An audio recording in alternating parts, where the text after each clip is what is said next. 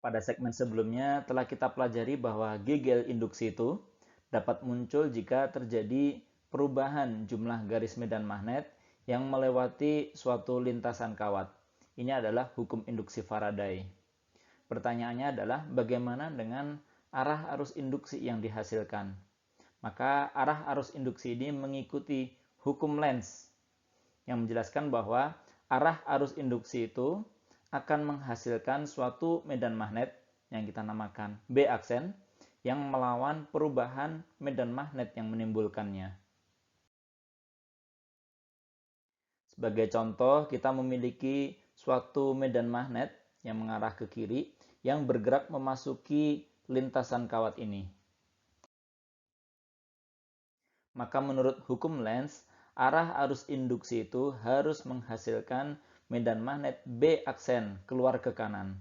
Sehingga mengikuti aturan tangan kanan, kita akan dapatkan bahwa arah arus induksi itu mengalir berlawanan dengan jarum jam. Sehingga itulah makna dari minus d flux per dt pada gegel induksi.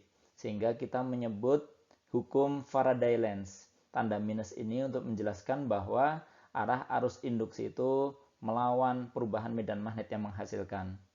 Jika terdapat n buah lilitan, maka gegel induksi itu adalah minus n d flux per dt.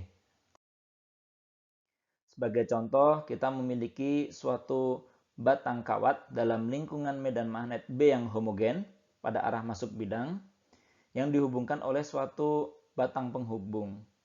Lalu batang ini bergerak ke kanan dengan kecepatan tetap Vx, maka akan muncul arus induksi yang berlawanan arah dengan jarum jam dan menghasilkan medan magnet B aksen yang arahnya itu keluar bidang. Dengan kata lain, jumlah medan B yang masuk permukaan bidang itu bertambah karena luasnya itu bertambah. Karena tadi batang bergerak ke kanan sehingga luas ini bertambah.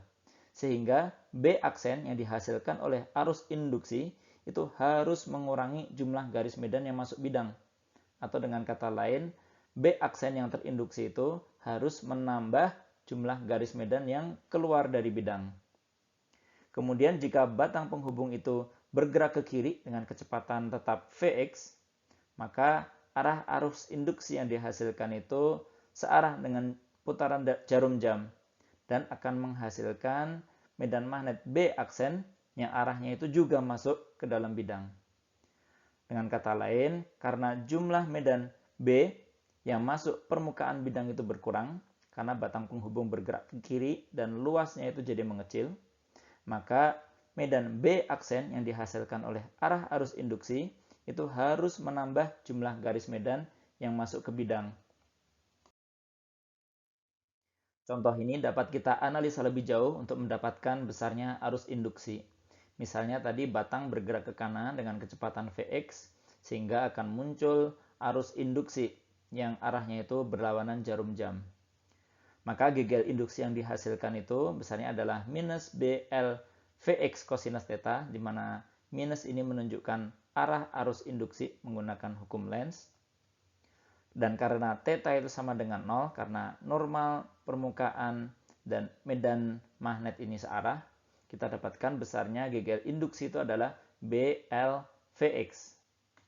Dan jika terdapat hambatan R pada lintasan ini, kita bisa dapatkan besarnya arus induksi itu sebagai gegel induksi dibagi dengan R. Sehingga arus induksi besarnya adalah BLVX dibagi dengan R.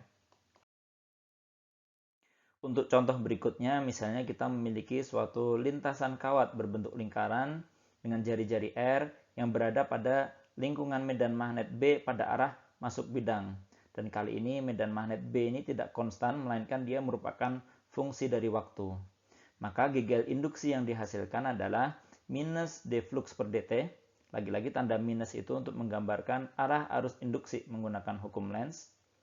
Dan karena theta itu sama dengan 0, karena normal permukaan dan medan magnet itu searah, maka flux magnet itu besarnya adalah B dikalikan dengan A, di mana A itu adalah pi R kuadrat.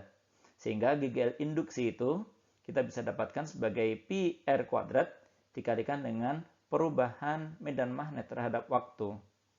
Sehingga jika terdapat hambatan R pada lintasan ini, kita akan dapatkan besarnya arus induksi itu sebagai GGL induksi dibagi dengan R, sehingga kita dapatkan arus induksi itu besarnya adalah pi R kuadrat dibagi dengan R dikalikan dengan dB per dt.